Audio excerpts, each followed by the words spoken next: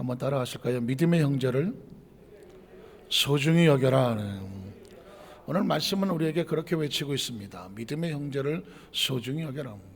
이 말씀을 준비하고 말씀을 선포할 때 말씀의 제목을 정하는 건 굉장히 중요하겠죠. 아무리 정말 열심히 말씀이 좋은 말씀이 준비가 되더라도 제목이 또 본문하고 전혀 맞지 않는다든가 이런 상황이 되어버린다면 말씀을 전하는 자 입장은 상당히 난감하고, 말씀을 듣는 입장에서도 오늘 말씀이 도대체 무슨 주제로 흘러갈까 약간은 당황하게 되거든요. 그래서 저는 성경을 읽을 때 가급적이면은 성경을 가지고 말씀을 할 때는 성경이 말씀하게 하고, 성경의 제목도 가급적이면 말씀이 제목이 되는, 그래서 오늘의 말씀의 제목도 역시 본문 가운데는 믿음의 형제를 소중히 여겨라, 이런 제목으로 말씀을 나누게 됐습니다. 서두에 말씀을 드렸지만 크리스찬은 두 가지 신앙의 포인트를 가지고 살아야 됩니다. 처음은 예수를 믿고 나면 하나님의 자녀가 된다, 멸망하지 않고 영생을 얻게 하려 하심이라. 주 예수를 믿으라, 그리하면 너와 내 집이 구원을 얻으리라. 구원, 회개, 영생, 하나님의 나라, 천국, 이런 이 하나님의 세계 속에 대한 영적인 신앙의 무장이 필요하죠. 그래서 십계명도 보면 10개가 있는데 그 중에 4개는 하나님이잖아요. 하나님 앞에 다른 신을 두지 말아라. 우상을 깎아놓고 절하면서 거기에 하나님이 있는 것처럼 착각하지 말아라. 하나님의 이름은 아주 소중하다. 하나님의 이름은 경외의 대상이지 함부로 놀릴 대상이 아니다. 하나님의 나를 소중히 여겨라. 한마디로 말하면 일일이 따지면 십계명 갖고 되겠습니까? 수천만 가지가 돼도 계속 늘어나겠지만 중요한 것은 뭐냐? 하나님에 대한 절대 신앙, 경외함, 존중함, 이 하나님에 대한 예배자의 마음을 항상 붙잡아라. 그걸 사랑이라고 말하는 거거든요. 그러니까 우리가 처음에 예수를 믿고 나면 신앙의 첫 번째 주목의 대상은 하나님일 수밖에 없는 거죠. 하나님.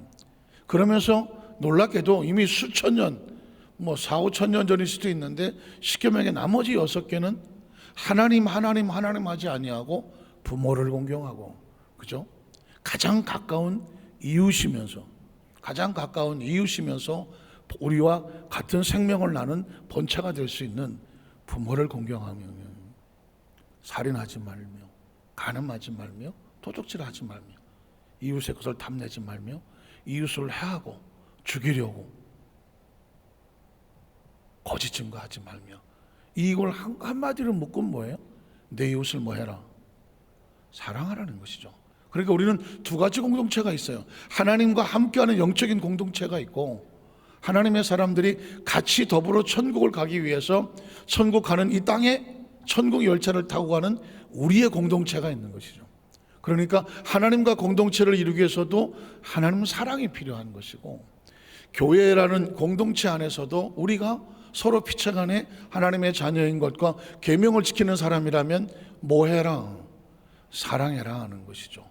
그러니까 하나님을 예배하는 것도 사랑하기 때문에 예배하는 것이고, 사랑하기 때문에 헌신도 하고 봉사하는 것이고, 사랑하기 때문에 때로 희생도 하는 것이고, 예물도 드리는 것이고, 남들보다도 하나님 일을 내가 뭘 어떻게 할 수 있을까라고 거룩한 고민을 하는 거죠. 사랑 때문이죠.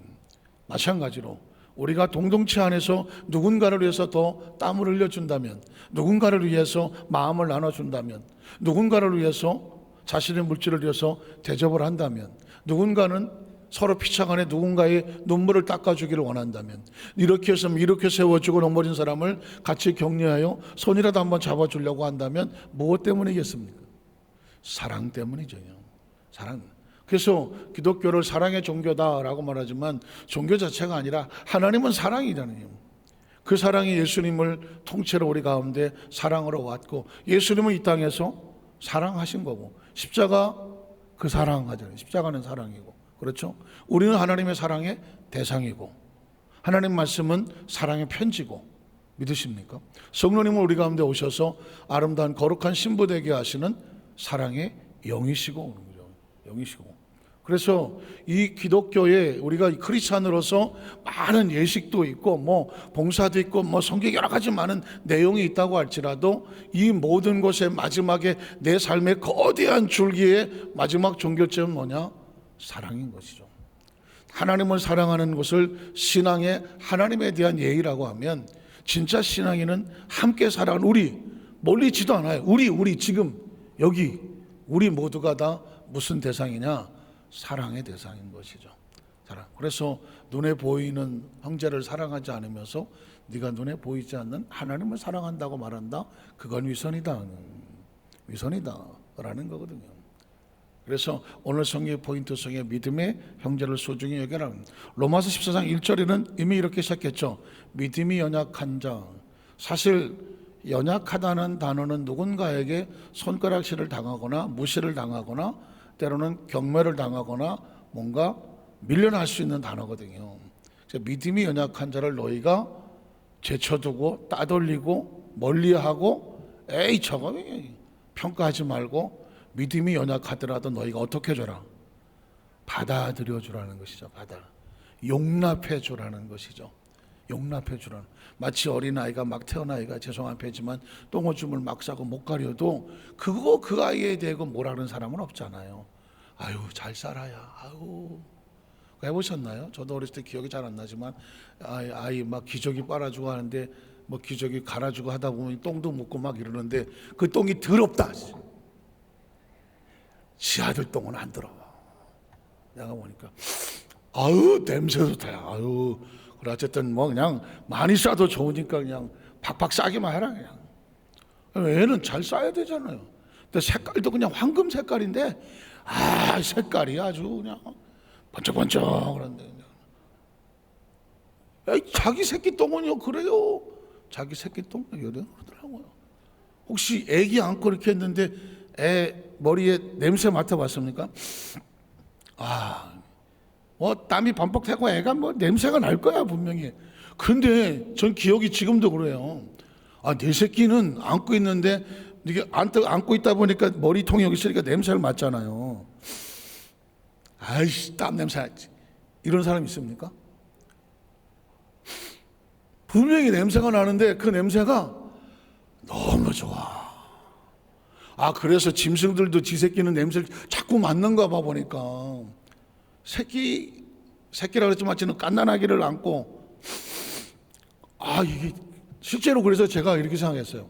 야 애기들 냄새는 다 좋은가? 그래서 다른 애기 이렇게 있길래 주둥아리 갖다 대고 냄새를 맡아봤는데 약간은 다른 것 같아요. 약간은 이건 땀 냄새 같아요. 근데 내 새끼 냄새는 왜 이렇게 향기로운 줄 몰라.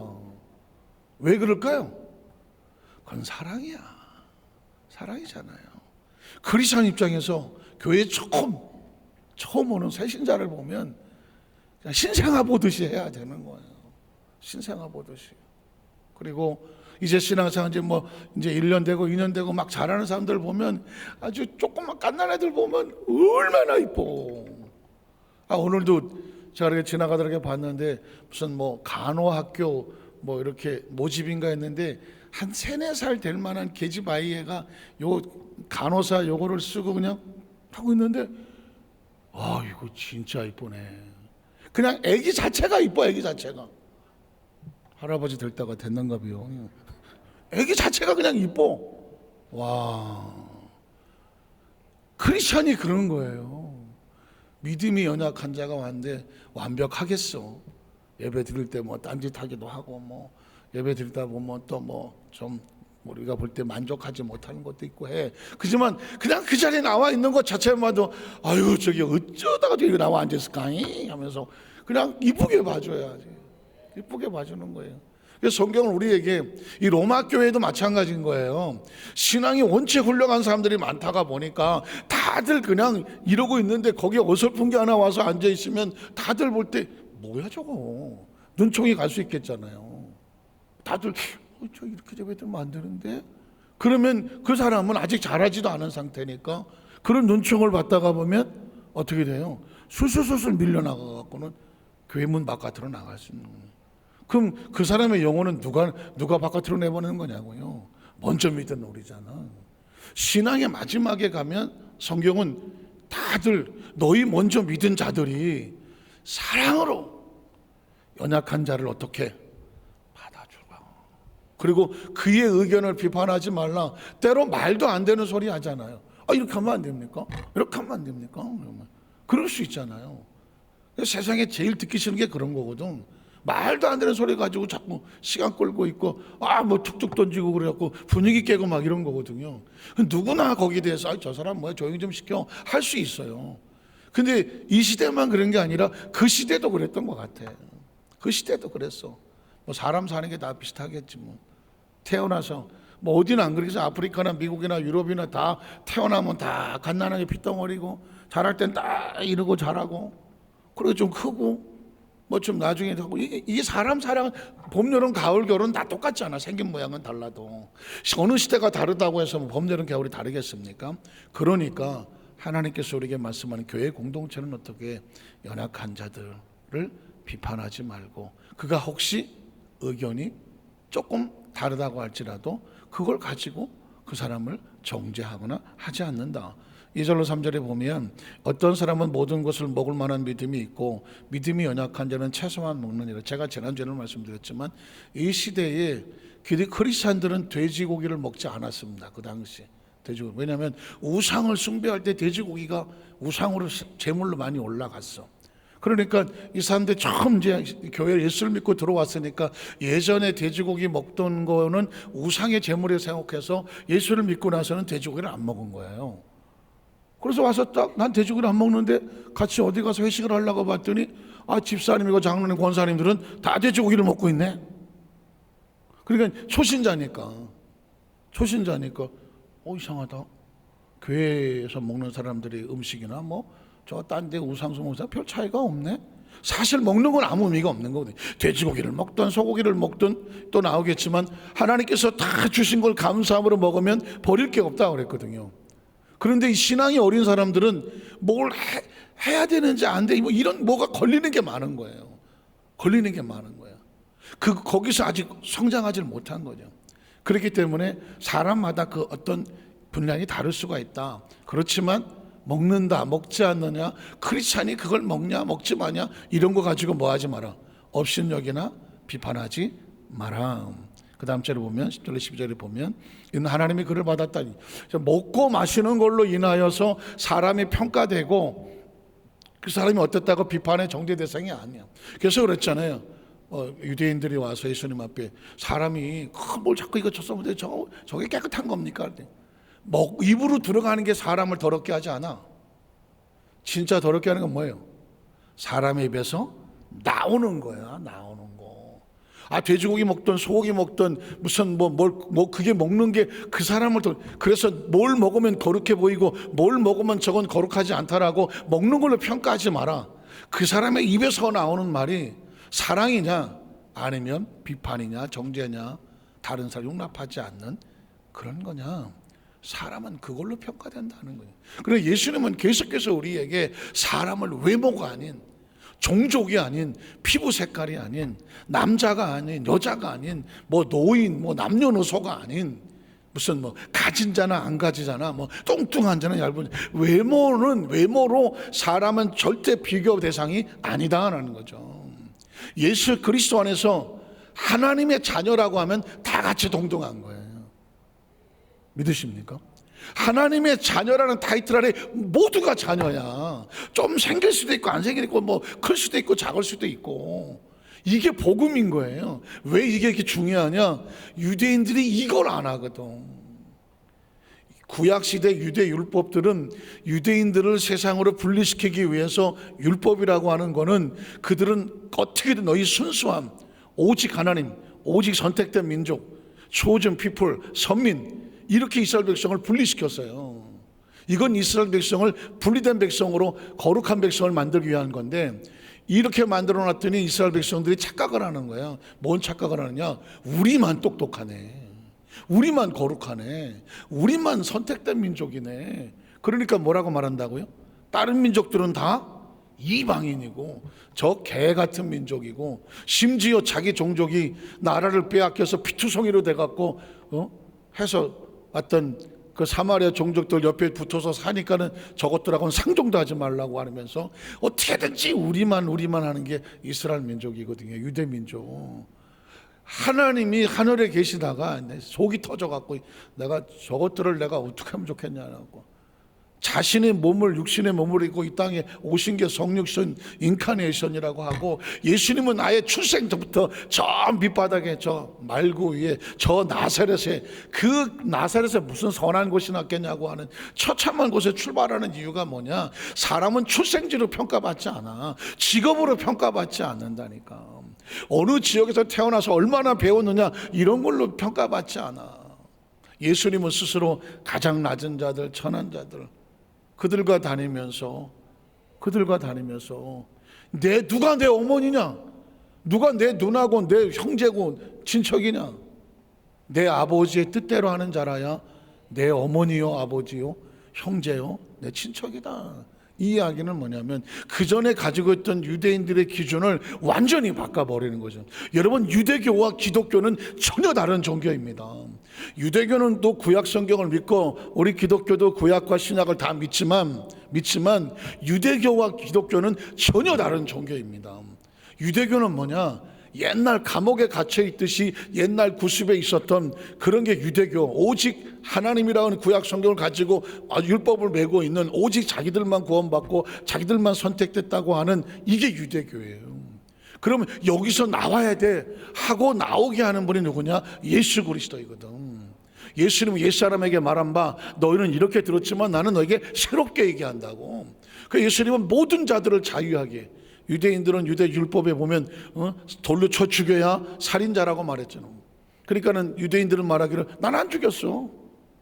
난 깨끗해. 살인자가 아니라고 말합니다. 예수님 뭐라고 합니까? 마음속에 미웃고 형절령해서 이 새끼 저 새끼 해가면서 욕을 하고 그 사람에게 마음의 분노를 품었다면 너도 살인자야. 그러면 이렇게 생각했죠. 그럼 여기 살인하는 사람이 누가 있어? 예수님은 우리를 다 살인자로 만드시려고 그러나? 그렇게 말할 수도 있겠잖아요. 그러나 예수는 우리를 다 살인자로 만든다고 치. 살인자야. 우리는 다 살인자야. 그럼 뭐 할 수 없어? 피사에 돌 던질 수 있어요 없어요? 없는 거지. 예수님은 우리를 모두를 살인자로 만들려는 것이 아니라 누구나 다 그 죄 앞, 살인이라는 죄 앞에서 벗어날 사람은 없어. 그러니 너희는 유대인들처럼 나는 사람을 죽이지 않았습니다. 난 살인자가 아닙니다. 저 감옥에 있는 저놈은 진짜 죽인 놈입니다. 난 저 사람보다는 의롭습니다 라고 하는 유대인이 이게 하나님의 법이 아니라, 하나님은 감옥에 있는 자나 걸리지 않아서 바깥에 돌아다니는 우리나 하나님의 관점에서는 다 살인자야. 그러니 감옥에 있다고 해서 저 살인자 같은 놈라고 돌돌질 권한이 우리에게 있다 없다? 없다는 겁니다. 간음한 것도 마찬가지. 저 타락하고 간음하고 음탕하고. 그래, 그 사람이 그렇다고 한들 너는 어떠냐고 묻는 거예요. 너 거기에 대해서 돌 던질 수 있어? 여기 돌 던질 사람이 아무도 없잖아요. 여인을 보든 남자를 보든 음욕을 한 번이라도 품었다면 너도 똑같이 간음한 거야. 그러면 간통으로 걸려서 감옥에 들어갔는 저 사람이나 아무도 모르지만 네 속에 음욕을 품은 너나, 다른 사람들은 생각하겠지 저 사람은 죄인이고 너는 깨끗하다고 말하겠지. 그러나 하나님은 이렇게 말해. 너도 다 똑같아. 그러니까 뭐 하지 마. 비판하거나 정죄하거나 평가하며 돌던지지 마. 그래서 우리는 서로 비판도 정죄하며 누군가를 심판할 존재가 아니라, 주여 나도 죄인입니다. 나를 불쌍히 여기소서. 그래서 우리는 은혜의 대상이지, 우리가 하나님부터 은혜를 받아서 긍휼과 용서를 받아야 될 대상이지, 우리가 누구 앞에 서서 심판자의 입장이 돼갖고 누구를 향하여 돌을 던질 만한 자격이 없어. 혹시라도, 죄송한 얘기지만 그래도 목사님은 좀 그래도 우리보다 어림도 없어. 그런 꿈도 꾸지 마셔. 나는 내가 그래도 목사인데 그래도 나는 어림도 없어. 나도 죄인이야. 나 죄인이야. 바울은 더 심하게 얘기했더만 나는 아주 죄인 중에 괴수라고 그러더만 또. 이게 왜냐, 은혜를 알고 나면 보니까 내가 죄인 중에 괴수야. 내가 죄인 중에 괴수라고 말하는데 다른 사람에게 돌 던질 수 있어요, 없어요? 돌 못 던지지. 내가 요만한 돌 들면 저 사람은 짱돌 들고 와서. 괴수니까 큰 걸로 맞아야 될 거 아니야. 이게 복음인 거예요. 이게 복음인 거예요. 그래서 이 복음이 들어오면 세계적인 평화가 될 수밖에 없어. 지금 왜 미국과 소련이 뭐 러시아가 이렇고 뭐 중국이 그렇고 뭐 대한민국 대통령이 지금 미국의 넘버 3가 와서 한국을 방문했는데 이게 만나냐 못 만나냐 이거 만나자니 또 안 만나자니 그래갖고는 전화를 했다. 만난 것도 아니고 안 만난 것도 아니야 이거는. 그래서 뭐 했더니 또 뭐 잘했다 못했다. 이게 왜 그러냐면 서로 각자 자기가 옳다고 하는 이 이념, 국가, 민족 이런 게 붙어 있는 한 세계 평화는 없어요. 오로지 딴 거 없어. 복음이 아니고서는요 어떤 나라든 어떤 국가든 어떤 상황이든 절대로 평화로울 일은 없어. 평화 없어. 똑같은 민족이라도 우리나라도 북한과 이러고 있지. 저 중국도 대만과 이러고 있지. 같은 민족인데도 이러고 있잖아요. 왜 그럴까요? 나는 옳고 넌 틀리다라는 거예요. 그래서 그러는 거거든요. 그래서 세상은 모르겠지만 크리스찬들 입장에서는 교회 안에서나 우리가 신앙생활을 하면서 적어도 크리스찬들의 의식 속에는 복음의 자유의식이 있어야 돼. 복음의 자유의식이 있어야 돼. 아, 우린 다 죄인과 같아서 은혜와 긍휼을 요구할 사람이지 누군가를 향해서 내 손에 돌을 들 자격은 없다. 그래서 네가 어찌하여 내 형제를 비판하느냐, 어찌하여 형제를 업신여기느냐. 우리가 다 하나님의 심판대 앞에, 네가 누군가를 심판했다면 하나님은 너를 심판한다는 것이죠. 이해가십니까? 그러면 우리가 하나님의 심판대 앞에 서려면 뭘 해야 되냐면 우리가 심판하지 아니하고 우리가 용서를 해줘야 돼. 그러면 우리가 하나님의 심판대 앞에 섰을 때 우리가 심판을 하지 않았기 때문에 너는 심판자가 아니었구나. 그러면 나도 너를 뭐해? 용서할 수밖에 없는 거지. 그래서 크리스찬은요 자신의 삶을 소중히 여긴다면, 하나님의 말씀을 순종하고 산다면 어떻게 살아야 가느냐, 마지막 하나님의 심판대 앞에 서려고 하면 여기서 많이 용서를 해야 돼요. 여기서 다 풀어놓고 가야 돼. 여기서 풀어놓고 가야 돼. 왜냐하면 성경은 우리가 다 하나님의 심판대 앞에 서게 된다.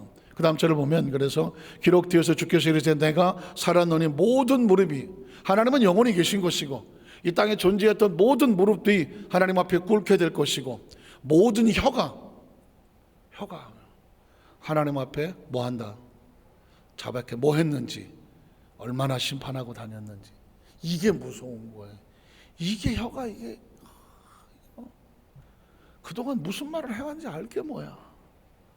이게 앞으로 살아간다는 얘기는 이걸 또 놀려야 된다는 얘기인데, 이걸 내가, 이 사람이요, 이 말, 혀를 길들이면 그 사람보다 뛰어난 사람이 없다 그래요. 마음엔 없지만 이게 또 지가 또 이게, 그런데 이게 나중에 또 그런 날 하나님 앞에 심판에 섰을 때 뭘 하냐면, 내가 이거 했던 것들이 하나님 앞에서 이 사람이요 다 녹음돼 갖고 다 나오는 거예요. 그 우리는 기억도 안 나. 너 그랬어? 기억이 없는데 내 해가 내 혓바닥이 한다는 거예요. 그러니까 빼도 박도 못하는 거예요. 이거는. 그렇다면 이게 중요한 거지. 이 혀가 불이야, 불. 이게 잘못 놀려서 불 붙으면 그냥 온 재산을 다 태워버리는 것처럼 사람의 혀는 이게 불과 같은 거예요. 죽이기도 하고 살리기도 하는 건데, 네가 죽인 것만큼 네가 심판을 당할 것이고, 네가 살렸다면 그 살린 것만큼 내가 너를 살리겠다. 심판이란 그런 거거든요. 물론 우리가 주님 앞에 회개하고 하지만, 보혈로 덮어 하지만, 이 땅에서 가급적 혀로 사람을 상처 주지 마라. 왜? 심판대 앞에서 그 혀가 네가 얼마나 많은 사람을 상처를 줬는지 말하게 된다. 모든 혀가 하나님 앞에다 자백하리라 하리라. 이러므로 우리 각 사람이 자기 일을 하나님께, 그래서 다운 단어가 지는 직고라는 거예요. 여러분, 제가 오늘 다시 서론에 설명하는 얘기는, 이건 평생 저와 여러분이 이거 하고 살아야 되잖아. 이거 하고 살아야 돼. 이걸 똑바로 확 묶어갖고 순간순간 잘 정리하지 않으면 그 오죽하면 하나님께서 코로나에 마스크를 다 뒤집어 씌워갖고 말도 못하게 만들었다고 누가 그러는데, 어쨌든 진짜 오늘 저 여러분 작정에 말씀드렸는데, 저도 마찬가지, 우리 마을도 마찬가지고요. 이건 평생 싸워야 될 것은 혀와 싸워야 돼요. 왜냐하면 이 혀가 하나님 앞에 직고가 뭐예요? 직접 보고하는 거예요. 직접 보고. 그래서 자, 오늘 첫 번째로 들어갈게. 다음은 이제 성경 읽어 내려가겠습니다. 나로 인하여 믿음의 형제가 실족하지 않게 하라. 한번 따라. 나로 인하여 믿음의 형제가 실족하지 않게 하라. 오늘 13절을 보겠습니다. 그런즉 우리가 다시는 서로 뭐하지 말고. 왜 비판하지 말까요? 그 비판하는 그 비판으로 하나님이 우리를 비판하겠다는 거예요. 너희 헤아리는 그 헤아림으로 하나님이 내가 너를 정산하고 결산해 보겠다. 다시는 서로 비판하지 말고 도리어 부딪힐 것이나 걸칠 것을 형제 앞에 두지 아니하도록 뭐해라? 주의해라. 혹시 내가 이렇게 함으로 인하여 그 사람이 그것 때문에 걸려 넘어질까 봐. 사실은 크리스찬은 전전긍긍하고 살아야 돼요. 마치 자동차를 운전하는 것처럼 가다 혹시라도 내가 혹시 차선을 돌다가 넘어가거나 내가 혹시 잘못해갖고 다른 차와 사고가 나지 않도록 전방을 주시하면서 조시 차선을 준비하고 가잖아요. 마찬가지로 크리스찬인 신앙생활에 가는 가운데 혹시라도 마치 나보다 신앙의 초보자가 앞뒤에 써놨잖아요. 답답해 죽겠죠? 나는 미치고 환장하고 있어. 어휴, 초보자가 그렇게 써놨더라니까요. 앞에 딱 가니까는 천천히 가니까 답답해 죽겠지요. 근데 나는 미치고 환장하고 어때? 그러니 어떻게? 네가 알아서 피해 가라는 얘기지 뭐. 피해 가야지. 거기다 대고 빵빵빵 눌러봐. 뭐 미치고 환장한다는데 마찬가지잖아요. 신앙생활하면서 나보다 신앙이 연약한 사람이 혹시라도 내가 하는 어떤 것 때문에 시험에 들어서 넘어지면 안 되니까. 이게요, 집사님 때 다르고 권사님 때 다르고 안수 집사님 때 다르고 장로님 때 하면 이제 장로님 되면 여기다가 드론을 띄워놓고 전후 사방에서 나를 보는 사람이 없나? 왜? 날 다 지켜보고 있으니까. 이게 얼마나 힘들겠어. 진짜 이제 딱 장로 바지를 달고 교회 와서 이제 봉사하시는 동안에 그래 나는 아무렇게나 행동한 것 같지만 다 쳐다보고 있잖아. 다. 뭐 장로님만 그러겠어요. 뭐 권사님도 그렇고 안수자님도 그렇고 뭐 다 마찬가지. 왜? 누군가는 나를 보고 있잖아. 그러면은 자기가 생각하는 우리 교회 장로님은, 우리 교회 권사님은, 안수 집사님은, 뭐 지역사님, 뭐 목회자들 다 마찬가지고, 아 이래야 되는 거 아니야? 다 이렇게 생각을 하는데 혹시 자기들 사람의 눈에 그들에 볼 때는 왜 저렇게 하시지? 라고 만회하신다면, 그런다면 나로 인하여 누군가 실족한다면 이게 얼마나 가슴 아픈 일이냐면. 그래서 어떻게 혹시 내가 믿음이 연약한 자에 부딪힐 것이나 거칠 것이 형제 앞에 있나? 항상 조심하고 두려워한다는 거예요. 그러니까 신앙은 이제 내가 예수를 믿는 자녀가 돼서 하다 보니 이게 믿음의 선배가 되어가는 과정 속에는 혹시 내 뒷모습을 보고 자라는 믿음의 후배들이 나로 인하여 잘못될 길 가지 아니하도록 주의한다는 거죠. 그 다음 절에 보면 내가 주 예수 안에서 알고 확신하노니 무엇인지 스스로 속된 것이 없으되 다만 속되게 여기는 그 사람에게는 속되니라. 아까 돼지고기 이야기를 했는데 뭐 우리 시대는 뭐 지금 돼지고기 예수 믿는다고 돼지고기 안 먹는 사람은 없잖아요. 근데 그 시대에 바울 시대에 그런 일이 있었습니다. 어느 정도 신앙이 성장하게 되면 사실은 예수 믿는 사람들 앞에서 하나님께서 주신 것에 대해서 이건 되고 이건 안 되고 뭐 먹는 걸로 사람이 무슨 더러워지는 것은 아니니까 그렇다고 해서 뭐 술, 담배, 뭐 도박, 뭐 마약 이런 건 아니죠. 그렇지만 그냥 어떤 음식을 먹을 때 뭐 동물성이냐 무슨 식물성이냐 나는 무슨 동물만 먹는다 나는 식물만 먹는다 어떤 그런 걸로 인해서 서로 비교되지는 않는데 다만 어떤 사람이 난 그거 먹으면 난 좀 꺼리킴해서 그건 아니야 라고 생각한다면 그 사람은 그걸 안 먹어야 되거든요. 자기가 속되다고 말함으로 그게 속되게 되는 것이지 하나님 안에 주신 것에서는 속된 것은 없다. 그 얘기를 하는 거예요. 자, 그럼 또 하나는, 자, 15절로 가면 선하게 행동한 것이 뭐하게 하지 마라, 비방을 받지 말라는 거예요. 나는 선하게 했어. 나는 정말 좋은 의도로 했어. 근데 상대방이 그걸로 인하여 시험에 들고 비방을 하게 된다면, 내 의도와 상관없게 된다면 이건 선한 것보다 더 중요한 건 뭐냐? 비방받지 않는 거죠. 선한 거 중요하죠. 선하죠. 근데 이게 상대방의 비방거리가 된다면 선한 의도보다 더 중요한 것은 비방거리가 되지 말아야죠. 15절을 가볼까요? 15절이니까 만일 음식으로 말미암아, 아까 돼지고기 했지만 그 시대의 교회는 이게 중요한 문제였던 것 같아요. 말미암아 내 형제가 근심하게 되면 이는 내가 사랑으로 행하지 아니함이다. 자, 어떤 사람이 돼지고기를 이제 같이 먹으러 갔는데 음식을, 난 돼지고기 먹어도 별 상관없어. 여기 돼지고기 주세요. 근데 이 초신자야. 옛날에 이 초신자는 돼지고기를, 그렇지 않은 돼지고기 먹으면 안 되는 거 아닙니까? 이런 의식을 가지고 있어. 그러면 돼지고기를 시켰어. 근데 초신자는 아이씨 왜 돼지고기를 먹지? 그래서 쭈삣쭈삣 거리고 있단 말이야. 나는 자유해. 근데 저 사람은 자유하지가 않아. 그러면 거기서 그런 거 갖고 그냥 먹어 상관없어. 왜 그런 거 가지고 그래? 예수 믿는 사람이 걸리면 안 되지. 하지만 이 사람은 뭔가 깨림칙해서 그게 믿음이 아직 거기까지 안 온 거야. 그러면 어떻게 해야 돼? 이 사람에게 혹시라도 신앙의 걸림돌이 된다면 내가 그 사람에게 맞춰주는 거죠. 먼저 믿은 사람이, 먼저 성숙한 사람이 믿음이 연약한 자의 그 수준에 맞춰주는 것이죠. 그래서 그 사람이 먹기 싫어하는 거라면 나도 같이 안 먹어준다는 것입니다. 그게 이제 신앙적인 배려와 같은, 내 만일 음식으로 말미암아 내 형제가 근심하게 된다면 네가 배려하지 않음으로 말미암아 사랑을 행하지 아니한 거다. 그리고 그 다음 절은 그리스도께서 대신하여 죽으신 형제를 내 음식으로 말미암아 망하게 하지 말으라. 나는 자유하고 또 나는 그거 전혀 상관없어. 그런데 혹시 그 사람이 나의 행동을 보고 예수 믿는 사람이 왜 저렇게 하지? 하는 행동을 보고 그 사람이 실족한다면 나는 잘못한 게 없는데 선한 거예요. 근데 그 사람이 실족한다면 내가 그 사람을 위해서 사랑하기 때문에 그 영혼이 자랄, 그 신앙이 자랄 때까지 내가 어떻게 참아주고 내가 하고 싶은 것을 조금 미루어주고 그 다음에 어떻게 한다?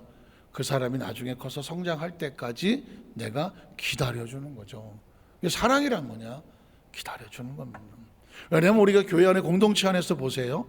신앙생활 30년 되신 분도 있고 50년도 있고 20년도 있고 10년도 있고 엊그저께 예수 믿은 사람도 있잖아요. 근데 여기 계급이 있어? 옷이 복장이 달라? 알게 뭐야? 다 같이 섞어놓아서 앉아들으면 어디서 어떻게 했는지 모르잖아요. 각자 신앙의 상황과 습관이나 형식이나 현재 모양이 다르잖아요. 그러면 나하고 다르다고 해서 저 사람이 왜 저래? 라고 하는 것이 아니라 가만히 눈여겨줘 봐서 그런 부분의 미숙함이나 아직은 성장해야 되는구나 라는 것이 보인다면 어떻게 하느냐? 먼저 믿은 형제와 자매들이, 믿음의 권속들이 어떻게 이해하고 배려하고 그 사람이 어색해하지 아니하도록 기다려주는 거죠. 사실은 우리가 기도를 많이 하고 그래서 외부적 행사도 중요한데 이 공동체 안에서 이런 어떤 형제와 자매의 아름다운 관계를 유지하고 지켜나가는 끈끈한 힘과 이 힘이요, 진짜 교회의 힘이에요. 진짜 교회의 힘입니다. 오늘 저와 여러분이 말씀을 가슴에 품으셔서 이 말씀이 혹시라도 저와 여러분의 삶을 살아가는 데서 혹시 깨달음이 되어져서 이제 나하고 만나는 모든 사람들은 이제 신앙의 걸림돌이 아니라 그분처럼 신앙생활하면 돼.